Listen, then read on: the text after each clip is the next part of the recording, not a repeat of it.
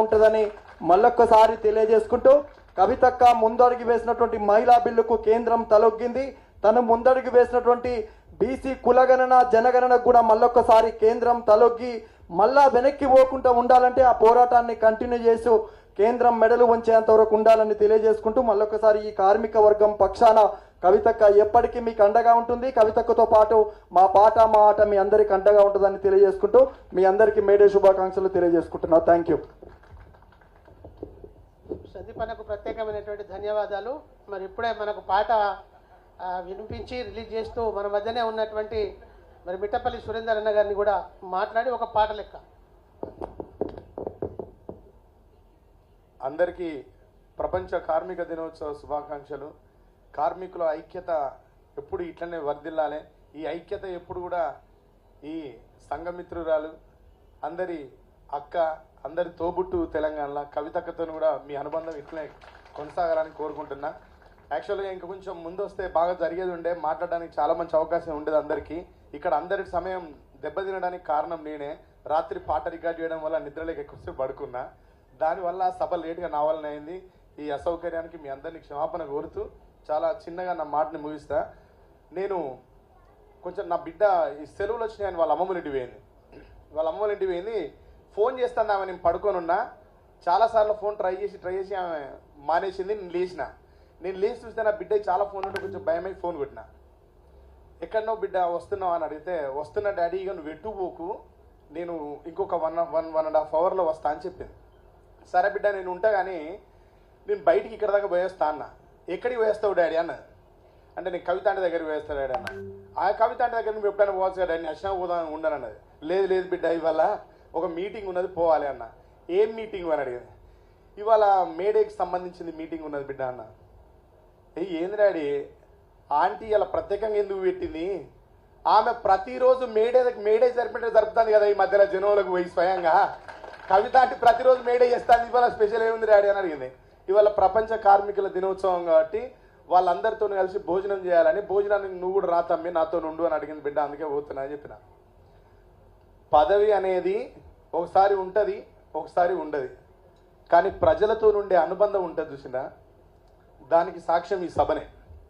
కవితక్కని ఎంత ప్రేమిస్తాం, కవితక్క మనల్ని ఎంత ప్రేమిస్తుందని. ఇవాళ కవితక్క ఇంట్లో అందరిని పిలుచుకుని భోజనం చేసే కార్యక్రమం ఇంత బాగా నడుస్తుంది. ఈరోజు ఈ రాష్ట్రానికి మంత్రులుగా ఉన్న దాంట్లో కూడా వాళ్ళు కూడా మన తోడబుట్టిన మనం ఎవరినైనా తక్కువ చేయట్లేదు.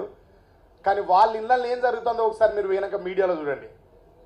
వాళ్ళ ఇళ్ళల్లో ఏం జరిగి ఉంటుంది ఇవాళ అనేది ఒకసారి మీరు ఇంటికి పోయిన తర్వాత మీడియాలో చెక్ చేయండి. సోషల్ మీడియాలో వాళ్ళు ప్రభుత్వపరమైన కార్యక్రమాలలో ఉంటారు. ఈరోజు శ్రమజీవుల కార్యక్రమం మీరంతా చెమటోడిస్తేనే ఈ సమాజం ముందుకు పోతుందని, ఈరోజు మీ దగ్గరికి వచ్చి కృతజ్ఞత చెప్పుకోవాలని, మీ పక్షాన మీ ఉన్నామని చెప్పుకోవాలనే ఆలోచన నాకు తెలిసి ఈ రాష్ట్రంలో స్త్రీగా, ఒక మహిళగా, ఒక ఇల్లాలుగా, ఒక తల్లిగా, చెల్లిగా, అక్కగా, బాధ్యత గల ప్రజానాయకురాలుగా కవితక్క దగ్గర మాత్రమే ఈ కుటుంబం కనబడుతుంది. ఈరోజు ఇంకెక్కడ కూడా కనబడదు. నాకంటే మీతో చాలా మాట్లాడాలి. నా బిడ్డకు నాకు చాలా లాంగ్ డిస్కషన్ జరిగింది, చెప్పాలని ఉంది. అని మళ్ళీ ఏదైనా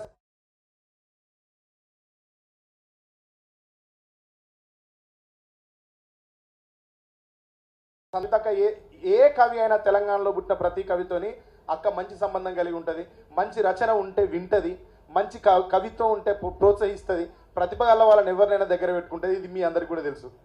కుట్టు మిషన్లు, ఆఖరికి కుట్టు మిషన్లు కూడా ఇప్పించి కొత్త పద్ధతులలో కుట్లు నేర్పించి ఎన్ని రకాల పనులు కల్పించింది అక్క. అన్ని రంగాలలో కలిసి ఉంటుంది. అట్లా మాతో కూడా కలిసి ఉంటుంది. కాబట్టి అక్క విని ఈ పాట నాకు బాగా నచ్చింది తమ్ముడు. ఈ పాట దీన్ని మళ్ళీ మనం రికార్డ్ చేసి మేడేకి రిలీజ్ చేద్దామని ఒక 2 నెలల క్రితం నాకు అక్క చెప్పడం జరిగింది. దాన్ని నేను బాధ్యతాయుతంగా నాకు ఇచ్చిన టైంలో, నాకున్న టైంలో చేయడం జరిగింది. ఏమైనా ఎక్కడైనా దృశ్యంలో అక్కడ ఇక్కడైనా ఏదైనా అసౌకర్యం ఉంటే ఆ తప్పు నాది. మీ అందరికీ మంచి భావాన్ని అందించాలనేది అక్క ప్రయత్నం. కాబట్టి ఈ పాటలో నాకు బాగా నచ్చిన ఒక విషయం చెప్తాను నేను. కలిగినోల్లా కలికి మేడకెదుటే మురికివాడ, కారులోన దొరల హోరు, కాలె కడుపుతో తిరుగునొకరు, చూడవే పేదల కలిపోరు, ఇదే నా దేశం మారిన తీరు, రాజ్యములో రాజకీయ జెండాలు తప్ప మరేది మారదే. అడగవే అమ్మా ఈ భారతదేశం వెలుగుతోందట, అడగవే అమ్మా. నేనడిగితే ఎన్కౌంటరు, నువ్వడిగితే ఏమంటారు.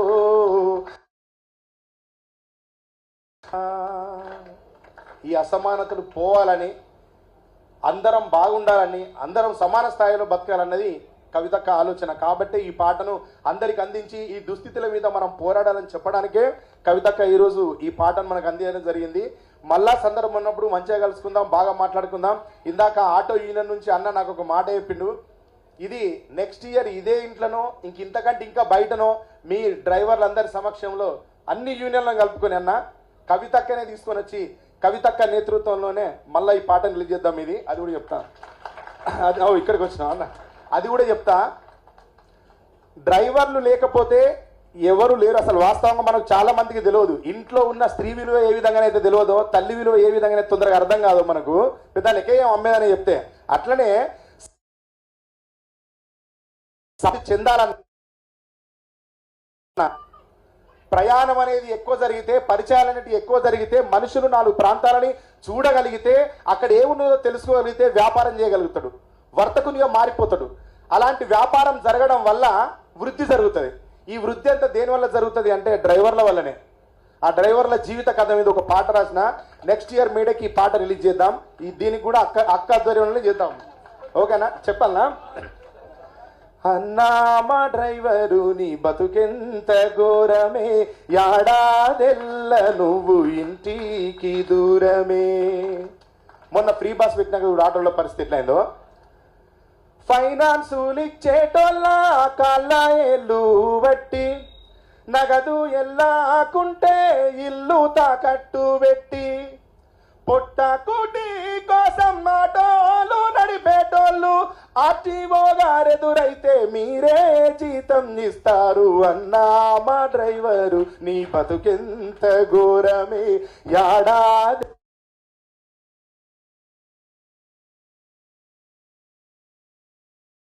లారీల మీద మీరు చూడండి, రోడ్ కింగ్ అని రాసి ఉంటుంది. అంటే దాని మీద రోడ్డుకు రారాజు అని ఉంటుంది, రోడ్డుకు రారాజు అని ఉంటుంది. కానీ వాళ్ళు ఇంటింటికి పోయి చూస్తే కనుక వాళ్ళ జీవితం గరీబయ్యే ఉంటుంది. అది కూడా రాసిన. ఈ పాట చాలా పెద్ద ఉంటుంది. మీరు అడిగిరు కాబట్టి మీ పక్షాన నేను ఉన్నా అని చెప్పడానికి వినిపించిన.